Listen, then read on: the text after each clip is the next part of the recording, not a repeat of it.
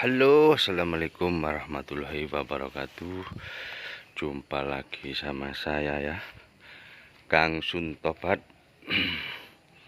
Di sini saya akan berbagi pengalaman. Saya akan berbagi pengalaman soal merawat kanter tahun 2012 ya. Saya nggak mau ngomongin kanter yang baru. Saya akan ngomongin kanter 2012, kanter yang saya bawa. Intinya tahun 12 tahun lama lah ya. Udah umur berapa kalau sekarang 2020, berarti umurnya udah 10 tahun. Dan saya akan kasih tahu bagaimana saya merawat tahun 2012 dan sampai sekarang masih bisa terjun di dunia persayuran cabai ya. Saya setiap pagi, setiap trek mau saya jalanin ya, saya panasin dulu. Saya selalu lihat uli lur. Nah, ini ya. Jadi setiap pagi, setiap truk mau jalan, mau aktivitas dan habis berhenti lama ya, saya lalu cek uli. Ini yang saya lakukan. Nah, di sini kan ada tandanya ini ya. Di sini ada 2 tanda, maksimum dan minimum. Dan alhamdulillah ini segini. Ini maksimumnya ya, kurang dikit, dan ini minimumnya. Jadi usahakan uli itu di sini lur. Nah, pas batas maksimum ini diusahakan ya. Kalau ini sih masih kurang dikit, masih normal. Pokoknya jangan sampai di tengah-tengah sini. Berarti kalau di tengah-tengah sini berarti uli kita itu kurang.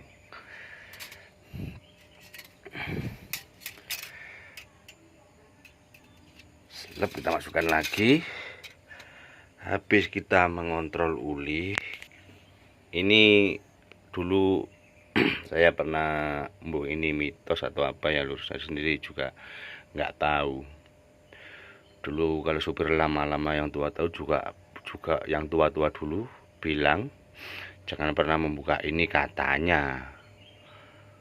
Entah apa, kan ini harusnya memang harus rapet.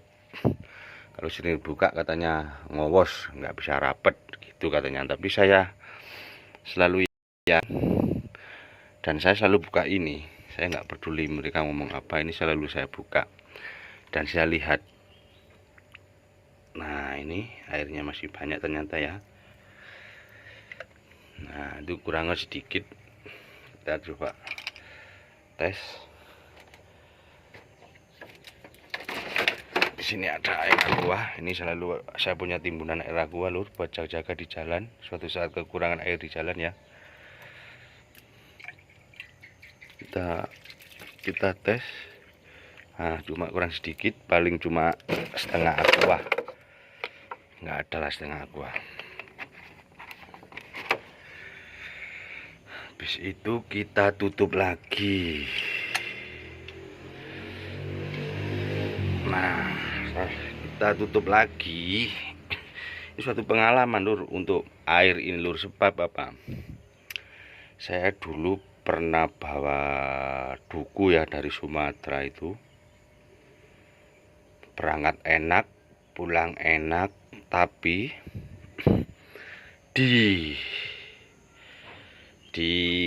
pas di Batang itu, pas itu jam 6-an sore, yang bawa teman saya yang nyupir, saya di sebelah kiri, dia hidupin lampu loh. Saya bangun ya, saya bangun kok saya lihat ampere di depan pemanas itu kok naik. Saya tanya, loh kok naik bro ya? Nah, dia bilang mungkin masalah lampu. dia coba lampu dimatiin ya, memang turun. Nah akhirnya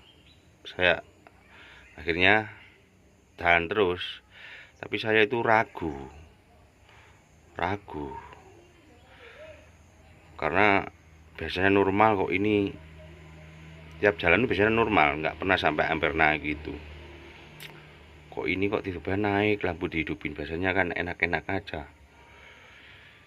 Saya ada pikiran ingin buka air radiator, ingin cek, tapi dia itu malah telepon temennya, supir-supir yang pengalaman dulu. Ya memang jawaban dari mereka itu masak lampu katanya kurang. Nah ternyata habis itu ya, daripada nanti dikira saya nggak percaya, ya nggak apa-apa, jalan terus sih. Akhirnya jalan terus lah sampai di rest area Semarang yang di Bawen itu. Akhirnya ganti joki saya yang bawa. Di situ saya gas terus lah, akhirnya sampai di Ngawi itu mesinnya mati grek, dan ternyata turun mesin gara-gara air. Dan air itu yang kita harus sering kontrol lu, air yang di sini lur ya, di water pump ini itu kita harus sering ngecek, sebab kalau ini bocor, ini gak ketara lur.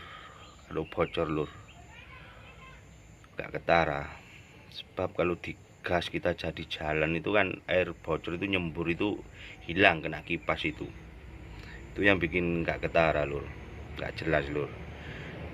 Saya ini dikasih tahu bengkel, dan ini pengalaman saya. Ternyata kita harus sering ngecek itu, kita harus sering telosor ya.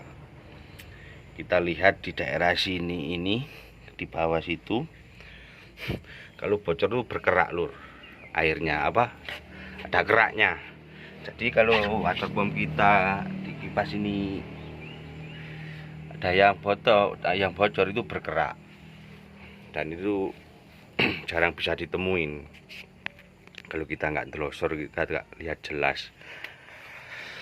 Ya akhirnya saya buat pengalaman, setiap saya mau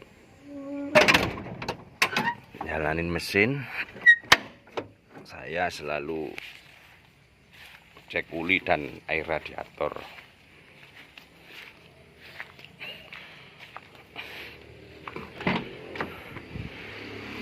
Saya akan berbagi pengalaman lagi. Kita cek ya, kita panasin mesin.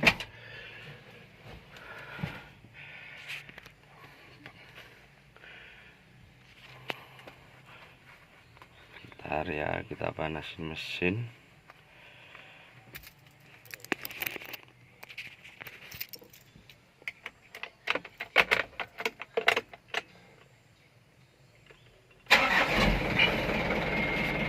Begini lur, dalam merawat truk saya pakai uli itu Meditran S ya.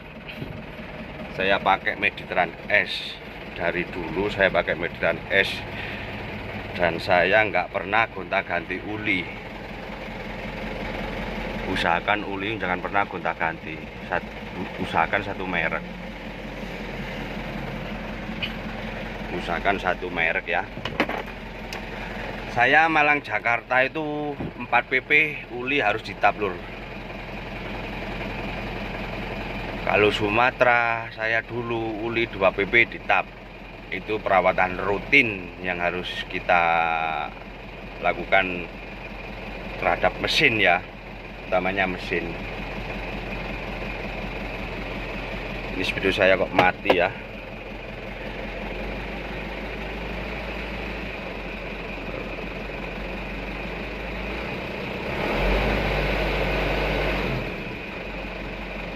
Ini speedo saya ini agak error,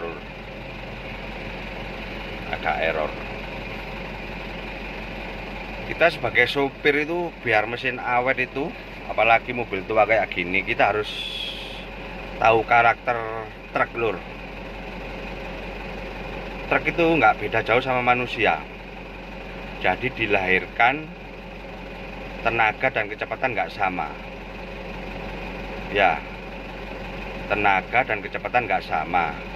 Dan umumnya kita kan disetel ke bengkel ya, setiap setelan pasti nggak sama, ya kan? Dan sebelum kita ke bengkel, kita mesti tanya-tanya bengkel mana yang bagus, yang begini, begitu. Ini satu contoh ya, saya dulu denger di Mas Ulum, bengkel saya ini Mas Ulum itu ada di Talok Bogor ya, Turen. Saya kalau ke bengkel tanya dulu, bengkel mana yang baik Mas, bagus, yang awet mesinnya. Oh di sini normal standar, tapi ke mesin awet. Nah, saya dapat truk ini kan second, akhirnya saya bawa ke situ, ke Mas Ulum, seret. Jadi begini lur caranya lur, orang bilang kan di Mas Ulum itu bagus, akhirnya kan kita setel, kita bawa. Berarti kita bawa itu kita harus tahu karakternya truk ini. Oh ya, truk ini mintanya begini. Oh, truk ini kalau diginikan nggak mau, jadi harusnya begini. Nah, itulah lur, kita harus bisa mengikuti gaya truk ini, karakter truk ini. Dan jangan sampai terjadi truk suruh mengikuti kita. Paham lur? Jadi jangan sampai truk itu suruh mengikuti gaya kita. Kita harus tahu dulu gimana karakter truk yang kita bawa. Itu harus itu lur. Tapi kebanyakan supir sekarang pokoknya injek gas. Tak tahu berapa tahun itu roll pospomnya gitu. Intinya kalau bagi saya ini ya, saya itu harus tahu karakter truk saya ini mintanya gimana. Oh iya, itu ternyata mintanya begini. Ya udah, wis kita jalanin. Jadi kita mengikuti gaya truk inilah, nggak mengikuti gaya saya. Kalau mengikuti gaya saya bisa jebol lur.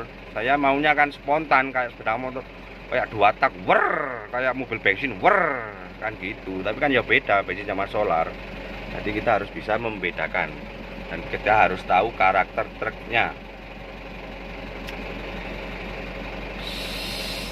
Dan saya untuk merawat mobil ini jujur, mobil ini kuat lur, 120 itu kuat. Tapi karena umur truk ini udah 10 tahunan, saya nggak pernah memaksa. Truk ini saya maksimalkan 100 km per jam kalau di tol ya. Saya tidak pernah memaksa. Jadi kita harus tahu, dan kita harus gimana ya maksudnya ya, kita harus tahu lah ini truk tahun berapa, kita harus bisa menjaganya. Jadi saya ini berpikir ya sebagai sopir, gimana saya bawa truk dan tidak pernah terjadi kendala di mesin dan biar awet. Nah, sebab kalau kita bawa mesin awet kan banyak bos nanti bilang, oh ya sopir itu kalau bawa truk gini. Nah, jadinya intinya kita nggak bingung pekerjaan lur. Kalau kita nyopirnya bagus, bisa merawat truk, pastilah dicari juragan kalau kita pas nganggur. Dan ini satu anu lagi lur ya, saya setiap di jalan saya usahakan itu RPM. Nah, RPM ini jangan sampai limit lur ya. Ini kan naik hijau, nah ya naik.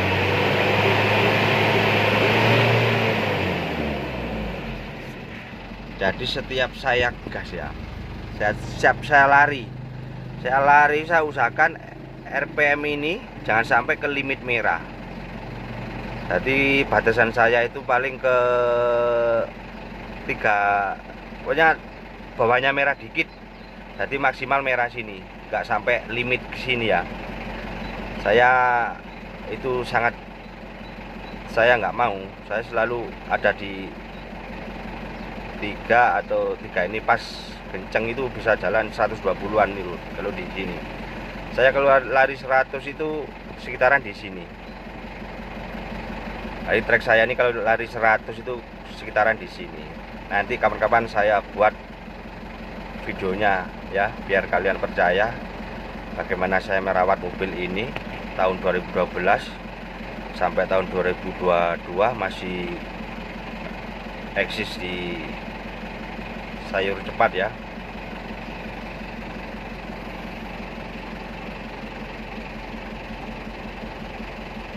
Nah, waktu turun saya sendiri juga, ini juga penting lur, suatu turunan tajam kita pakai gigi 1 atau gigi 2 atau gigi 3, kita muatan berat. Dan jangan sampai RPM ini gereng, mesin gereng itu di limit di sini. Jangan, usahakan di sini. Ini maksimal, nanti kita bantu skep, bantu rem gitu, lepas gitu. Wah, usahakan mesin sampai jangan sampai gereng parah lah ya. Ini patokan, kalau merah ini limit ini. Nah, kalau soal hijau ini pengalaman saya ya, ini patokan kita cara mengoper perpindahan gigi, kecepatan ya, benda gigi kecepatan maksudnya kita kalau RPM di daratan hijau ini lur, itu normalnya truk, ke solar juga irit ya. Tapi kalau RPM menginjak, nah di sini itu berarti solar kita agak boros lur. Dan kita harus paham cara kita mengoper gigi per gigi itu ya. Kalau kita jalan datar, jangan sampai RPM jarum ini turun di bawah hijau ini lur. Berarti kalau kita bisa itu kita di sini minim ya, jalan santai ya. Usahakan jalan santai itu jalan datar, RPM kita itu di sini. Nah, di sini.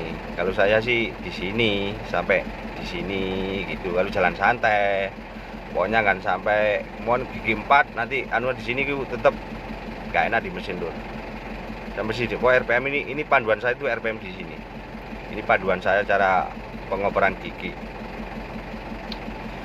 Dan saya usahakan setiap kita setut cara mengoper gigi, pokoknya intinya RPM jangan sampai di sini. Nah, intinya ketiga keempat, satu kedua, dua ketiga, tiga keempat, pokoknya RPM ini jangan sampai tembus sini. Berarti di sini udah saya oper, saya jalan 3 langsung kita oper keempat gitu loh. Kalau jalan cepat itu ya. Ya alhamdulillah lah, termasuk awet juga truk saya ini, yaitu saya turun mesin itu cuma gara-gara kesalahan teknis itu lur. Karena saya nggak enak sama teman saya, akhirnya saya paksa. Gara-gara ininya naik lur ya, gara-gara ininya naik, katanya masalah lampu ya, ternyata itu airnya yang kurang. Dan saya aslinya meyakini, cuma saya mau ajak berhenti untuk membuka itu nggak enak lah, nanti dikira nggak percaya sama supirnya ya. Ya itulah cara saya untuk merawat truk di bagian mesin lur ya. Nah itu yang utama, truk itu kan mesin lur. Sebab kalau mesin turun itu habis banyak. Nah kalau nggak tepat turun mesin itu bisa bolak-balik turun lur. Alhamdulillah saya selagi turun mesin 1 kali itu, ini udah 2 tahun lebih ya, hampir 3 tahun nggak pernah bolak-balik ke bengkel lagi lur. Intinya kita kalau setel kelep, setel mesin, usahakan itu 1 bengkel, jangan sering kita gonta-ganti bengkel, sebab itu malah bikin nggak enak di mesin menurut saya ya. Itu pengalaman yang saya alami, saya dari dulu 1 bengkel. Oke lah lur, itu saya ceritakan pengalaman saya yang saya alami, bahwa Canter tahun 2012 ya sampai sekarang tahun 2020, bagaimana saya merawatnya ya. Bagaimana saya merawatnya dan termasuk enak ini lur. Teman-teman saya aja yang bawa mobil sekelas tahun 2012, 2014, 2015, saya suruh bawa truk ini, termasuk truk saya ini termasuk enak bener dibandingkan mereka. Makanya saya meyakini yaitu cara saya merawat truk ya begitu. Lur begitu, kalau ada yang kurang atau salah kata saya minta maaf. Dan kalau ada yang ditanyakan lagi silakan di komentar ya. Oke lah, wassalamualaikum warahmatullahi wabarakatuh.